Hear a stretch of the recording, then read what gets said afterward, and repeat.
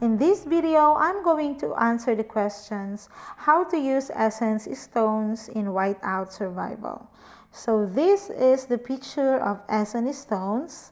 So essence stones are special items used for mystery forging in Whiteout Survival. So essence stones can be used on legendary hero gear after level 20 only. So upon reaching level 20 furnace, a new mastery forging button will appear. Just tap it to find the available essence stone. So if you reach level 20, you can follow these steps. So as you can see here, my furnace is on level 6 only.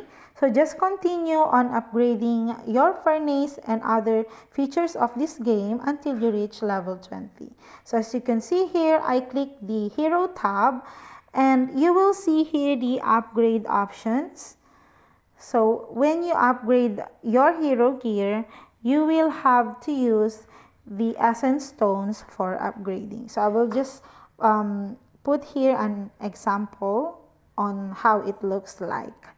And that's it, guys. I hope you find this video helpful, and if you do, please don't forget to like and subscribe to my YouTube channel. Thank you for watching.